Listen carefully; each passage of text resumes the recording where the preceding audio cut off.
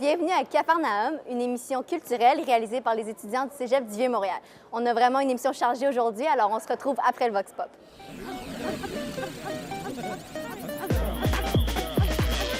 Les meilleurs athlètes canadiens sont allés nous représenter à Sochi. Nous avons donc pensé demander aux étudiants ce qu'ils pensaient des Jeux olympiques.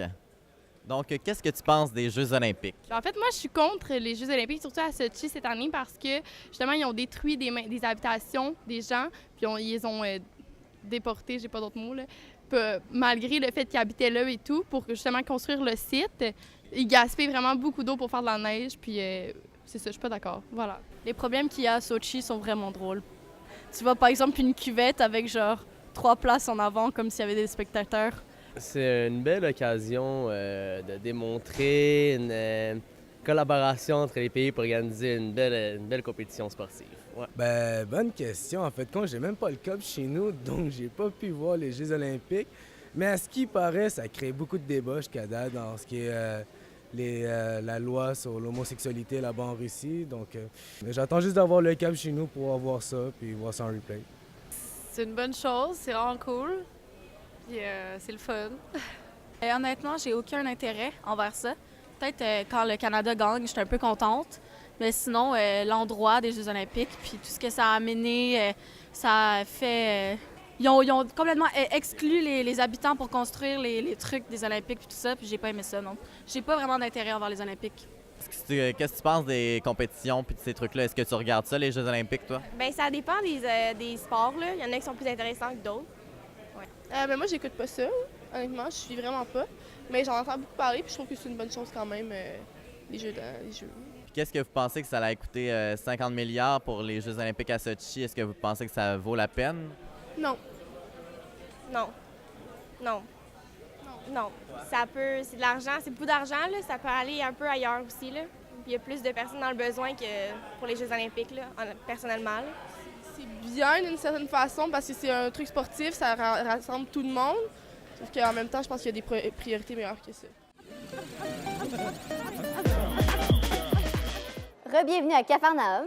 Alors, dernièrement, si vous vous en rappelez, il y avait une exposition de lutherie-guitare à l'Agora de l'école où il y avait une quarantaine de guitares présentées et réalisées par les étudiants de l'atelier Bruant. Et pour en parler davantage, aujourd'hui, on a avec nous le directeur général de l'école qui s'appelle André Brunet. Alors, merci d'être avec nous aujourd'hui. Ça me fait plaisir. Et pour commencer, j'aimerais que vous me parliez un petit peu de l'école Atelier Bruant. Oui, c'est une longue histoire. Disons que l'école a débuté d'abord par un atelier socioculturel du service aux étudiants du Collège Édouard-Montpetit. Et ça se passait en 1975, donc c'est un peu avant hier. Et évidemment, ça a évolué d'un petit atelier qui, en fait, s'occupait de faire des ajustements et des réparations mineures sur les guitares des étudiants d'Édouard. C'est devenu un atelier de conception et de fabrication les années passantes. OK. Donc, en 80, cet atelier-là s'est ouvert au grand public. Ça a eu beaucoup de succès. Et à partir de 95, on a donné des AEC, des attestations d'études collégiales, pour le collège, pour le Cégep du Vieux-Montréal, en fait, l'Institut des métiers d'art. Et en 2005, la formation DEC, en technique des métiers d'art, option lutherie, offert par le Vieux-Montréal, a débuté. Et donc, depuis 2005, nous offrons, l'École Bruant offre la formation technique des métiers d'art. Et c'est spécifiquement un cours pour apprendre à fabriquer des guitares? Pour apprendre à ajuster réparer, OK. restaurer, faire la conception et fabriquer l'instrument. OK. De cordes pincées, donc ça dépasse là, la guitare comme telle. Ça va dans la mandoline, le banjo, le ukulélé, le dulcimer, enfin, tous les instruments à cordes pincées. OK. Est-ce que c'est combien de temps ce cours-là? La technique, elle dure combien de temps? C'est 3 ans. C'est 3 ans. La formation spécifique comme telle, c'est 1920 heures de formation en lutherie. C'est sans compter la formation générale qui est dispensée ici même OK. au Vieux-Montréal, et ainsi que les disciplines contributives là, qui sont aussi dispensées au Vieux-Montréal. Est-ce qu'il y a des préalables ou des critères d'inscription pour les étudiants? Le plus gros préalable, c'est la passion, parce que c'est un métier passion. Ouais. C'est une décision de vie, c'est un choix de vie, parce qu'être un artisan, c'est pas être un informaticien. On ne peut pas s'attendre à la fin d'un deck de faire 50 000 par année. Alors, tu sais, c'est une vie, alors c'est une passion. Et est-ce que les étudiants, souvent, sont eux-mêmes des musiciens? La plupart du temps, oui. Oui. Et s'ils ne le sont pas, ils le deviennent par la force des choses. Ouais. Là. Et ça prend combien de temps faire une guitare, par exemple? Grosse question. Parce qu'une guitare, dépendamment, il y a beaucoup d'éléments. Il y a les méthodes de fabrication, il y a l'idée du concept au départ, mais disons que ça peut être compris entre 75 heures et 300 heures. Alors, on voit qu'il y a un gros écart, là, mais il y a l'ornementation, les méthodes de travail, le concept de départ qui peut être simple et très efficace, et il peut y avoir un concept beaucoup plus élaboré, là. Voilà. D'accord. Merci beaucoup. Est-ce que vous avez un site Internet où on peut récupérer de l'information? Oui, bien sûr. Bruant.com. Alors voilà. Aussi simple que ça. Merci à André Brunet d'avoir été là avec nous aujourd'hui. Si vous désirez plus d'informations, il y a bruant.com et on va se retrouver après les animations. De retour à Capharnaüm, on est maintenant avec Lola et Jennifer qui vont nous parler de leur reportage. Alors, premièrement, de quoi parle votre reportage? En fait, le reportage, il parle sur le café chaleureux. C'est un nouveau concept qui est en Amérique du Nord et on va aller interroger le propriétaire sur quel est ce nouveau concept. Pas mal ça. Et quelles sont vos prédictions pour ce nouveau café? En fait, je pense que le café va avoir pas mal de succès parce que déjà, on en parle beaucoup dans les réseaux sociaux. Fait que, ouais, je pense que ça promet. Et est-ce que vous, personnellement, vous pensez être des clientes régulières? Ouais, pourquoi pas? Moi, ça m'intéresse d'aller faire un tour, voir si c'est comme moi. D'accord. On va aller voir le reportage de Lola et Jennifer. Je suis présentement dans le plateau Mont-Royal et on se dirige vers chez Clément Marty, le futur propriétaire du café Chaleureux.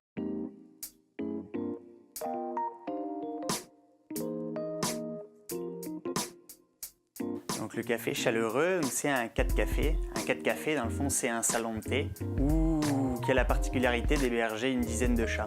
Donc ça permet en fait aux clients qui viennent de pouvoir profiter d'une interaction du contact avec les félins. Moi, l'idée, j'ai découvert ça il y a 2 ans. Pendant un voyage, j'étais en train de faire un tour du monde et donc j'ai vécu en Corée du Sud et j'ai vécu au Japon.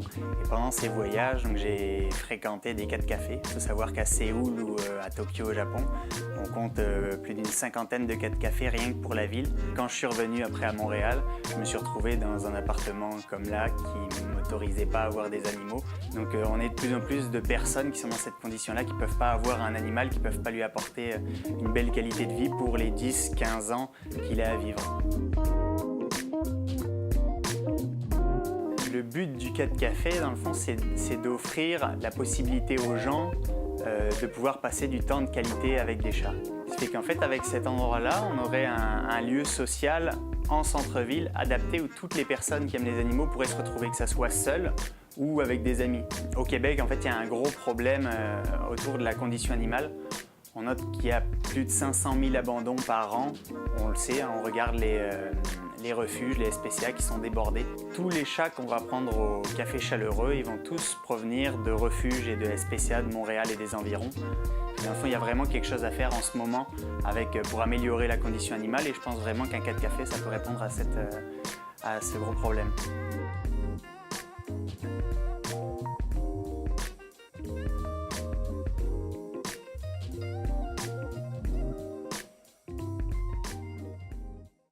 Bienvenue à Capharnaüm. C'est maintenant le temps des annonces du Cégep. Alors, premièrement, on a l'usine 106U. C'est une galerie d'art, d'images et d'objets inusités qui présente une exposition collective de certains des membres les plus actifs de la galerie. Et vous avez de aujourd'hui jusqu'au 14 mars pour la visiter. Ensuite, il y a l'exposition qui s'appelle Inspirer. C'est une exposition définissant en art visuel de l'UQAM. Et elle va se retrouver à la Galerie 11, au 11e étage du Cégep du Vieux-Montréal.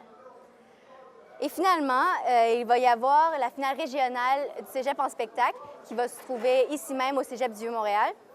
Et le concours va avoir lieu le 8 mars à 19h30. D'ailleurs, les gagnants gagnent des prix considérables en argent et ont droit à de la visibilité due au concours. Mais si vous désirez avoir plus d'informations sur les prix, allez visiter le site Web. On va se retrouver après l'animation pour un reportage. Pour le prochain reportage, on est avec Marie-Pierre et Maxence. De quoi vous parlez dans votre reportage? On parle du thé, dans le fond, de tout. On donne des petits trucs de ce qu'on peut faire avec le thé. Et la dernière fois, c'était les pots maçons. Maintenant, pourquoi utiliser le thé comme outil de... Oui, bien, le thé, c'est un aliment qu'on voit que de plus en plus à la mode. Puis on voulait exploiter là, tout ce qu'on peut faire avec le thé. Dans le fond, le thé a plusieurs bienfaits. On se demandait jusqu'où ces bienfaits-là, on pouvait s'en servir. Fait qu'on donne des petits trucs inusités. D'accord. Allons voir le reportage de Marie-Pierre et de Maxence et les utilités du thé. Alors, comme on sait, le thé a plusieurs effets bénéfiques. Mais où est-ce que ces effets bénéfiques peuvent aller? Hein? Jusqu'où peuvent-elles nous servir dans la vie? Eh bien, beaucoup plus loin qu'on peut le penser, Maxence. Oh oui, c'est justement pourquoi aujourd'hui, on vous donne plusieurs trucs pour vous servir du thé d'une façon inusitée. En effet. Premièrement, on a un truc pour les maux de gorge. Oui, l'hiver, c'est toujours tendance. Oui, en effet. Donc, ce qu'on va faire, on va mettre 3 poches de thé dans une tasse d'eau chaude, comme on fait du thé, mais avec 3 poches de Donc, thé. ça fait un thé très fort. Là. En effet. Puis, on fait juste le gargariser plusieurs fois, régulièrement. Puis... Sans l'avaler. Sans l'avaler. Puis, éventuellement, le mal de gorge va s'estomper, puis va finir par partir. J'ai entendu dire qu'on pouvait bronzer sans soleil avec un peu de thé, hein? Donc se donner un petit air de Floride, hein? Même si on passe l'hiver au Québec. En effet, alors ça peut être surprenant, mais on va juste passer une poche de thé sur la peau où en fait on va se faire infuser un thé dans de l'eau, imbiber une débarbouillette puis se passer la débarbouillette de thé sur la peau. Puis ensuite on va simplement appliquer une crème hydratante pour adoucir les zones traitées. Puis pas juste pour bronzer, mais pour traiter les coups de soleil aussi, ce qu'on peut faire. C'est très apaisant. Oui, c'est la même chose. C'est comme une petite crème hydratante à l'aloe. Toujours sur la peau, dans le fond, on peut traiter les zones plus sèches comme les coudes ou les talons. Puis on fait juste passer ça sur le coude, par exemple. Puis éventuellement, ça va partir ça aussi. La peau sèche va disparaître. Une autre partie du corps qu'on peut traiter avec le thé, donc les yeux après avoir pleuré. Oui, parce qu'on a toujours une sensation désagréable quand on a comme les yeux congestionnés. Alors, on va juste déposer des poches de thé sur les yeux, puis rincer. Alors ça, bizarrement, ça va vraiment apaiser la sensation désagréable qu'on a après avoir pleuré. Puis toujours sur les yeux, comme Maxence tu le fais, alors tu pourrais te mettre une poche de thé sur les 2 yeux comme ça toute la nuit. Puis ce que ça va faire dans le fond, ça va atténuer les cernes. On va changer un peu de direction. C'est moins basé sur l'apparence physique, le corps humain. C'est plus basé sur un autre être vivant qu'est la plante. Quand on a fini avec notre thé, au lieu de jeter le thé dans la poubelle, dans le fond, le sachet de thé comme ça, on va simplement ouvrir le sachet de thé. Puis, on va mettre ça dans la terre des plantes. Puis, ce que ça va faire comme un engrais naturel. Donc, ça évite le gaspillage de thé. Ou on peut aussi infuser l'eau avec laquelle on arrose nos plantes. C'est tous les trucs, Oui, ben c'est ça, il y en a. plusieurs trucs qu'on peut réaliser à l'aide du thé. En attendant, on vous souhaite de déguster votre thé et prendre soin de votre personne.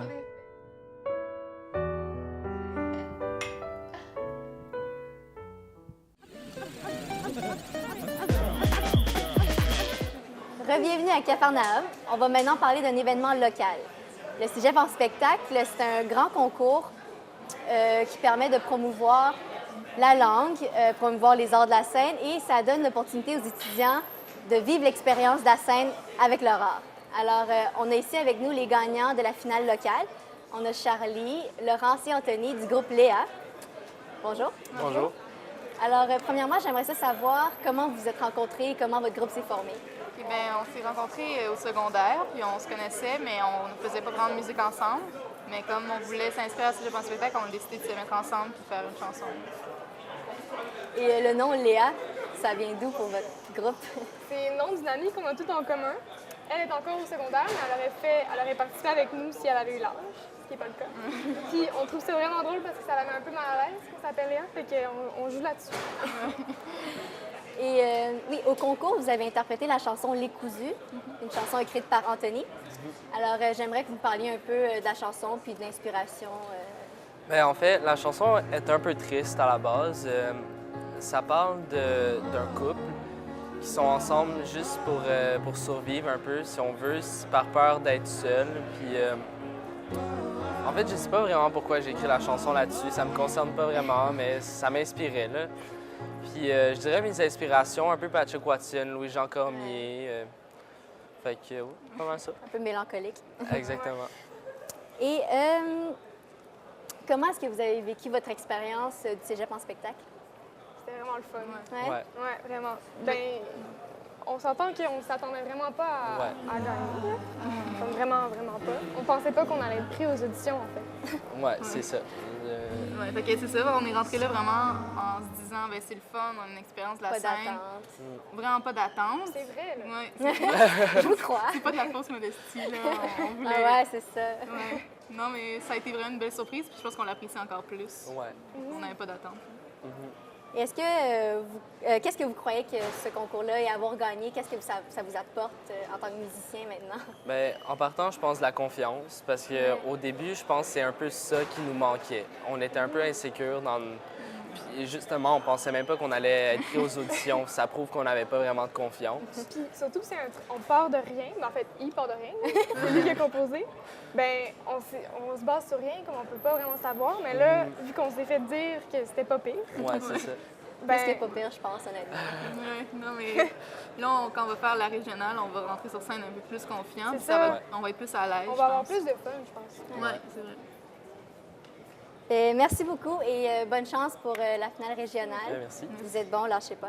Merci. On va se retrouver après les animations.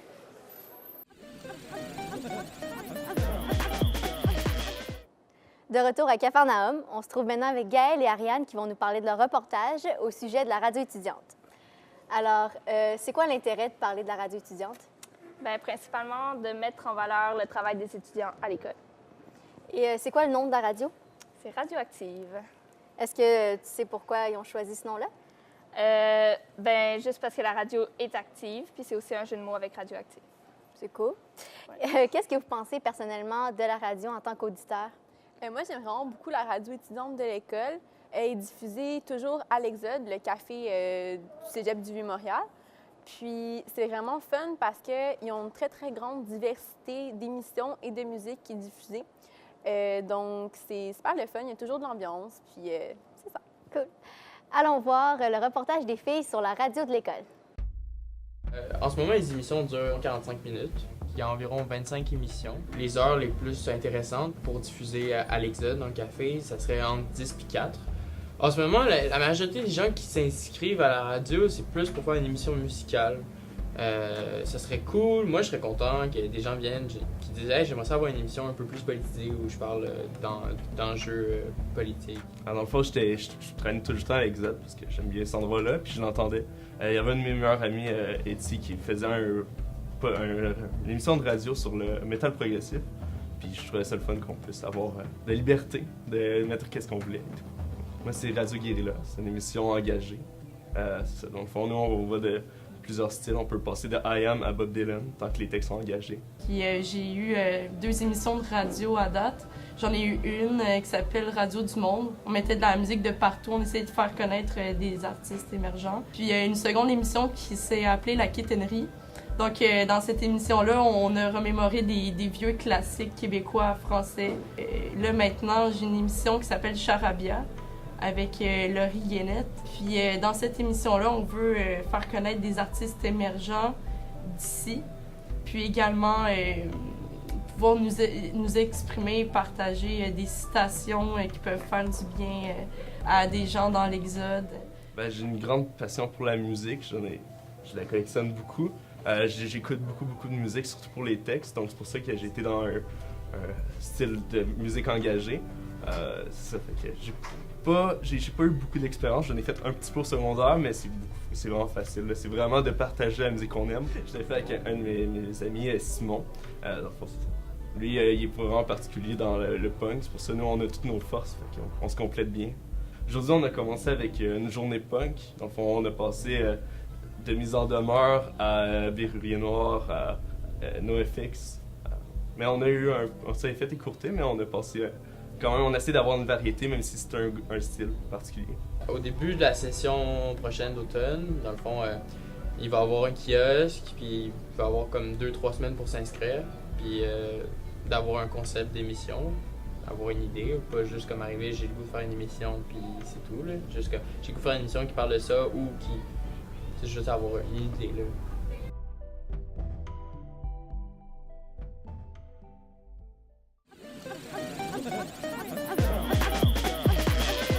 Bienvenue à Capharnaüm. Est-ce que vous avez vu les belles animations tout au courant de l'émission? Eh bien, c'est les étudiants du programme d'animation 3D et de synthèse d'images qui ont réalisé ces belles œuvres. Et justement, on va aller en voir d'autres.